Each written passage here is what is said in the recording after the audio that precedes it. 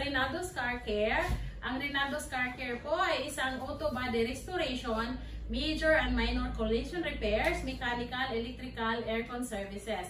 So kung may problema kayo sa inyong mga sasakyan, may insurance man or wala, bangga, luma na, to have it restored, dalhin nyo lang po yan sa Rinaldo's. We are located at number 34, Sumulong Highway, Mayamot, Antipolo, in between Masinag and Marikina Bayan. Along lang po kami ng Sumulong. So see ya!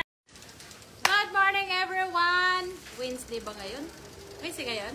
Tuesday or Wednesday? Wednesday? Wednesday ngayon! Sorry, nawawala ako sa date. But Wednesday morning again, nandito tayo sa Rinaldo's.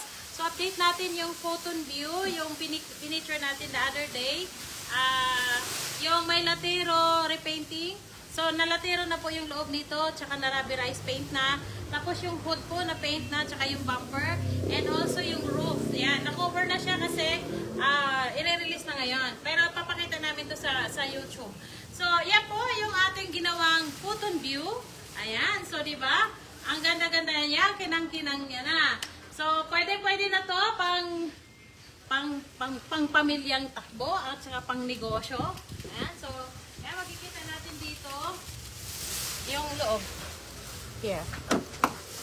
Yun. So, di ba, nilatiro natin yan. Nilatiro natin yung doon sa may cambio. Tapos ngayon po okay na, and also yung sa loob niya.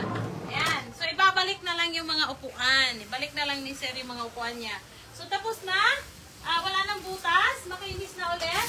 So, para nang bago, pabalik na lang niya yung mga upuan niya. So, okay na. Tatakbo na ulit ang photon view. So, napakaganda na nitong unit na to. Pwede na itong pang-pamilya at pang-negosyo.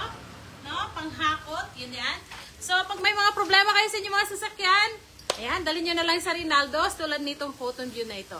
So, pakita namin to sa YouTube para makita natin yung buong gawa nito. Thank you so much, guys! Thank you, thank you. Rinaldo's Car Care po. You can see us in FB page, TikTok, Instagram, and also, syempre, visit us in our shop dito po sa Sumulong Highway, Mayamot, Antipolo. See ya!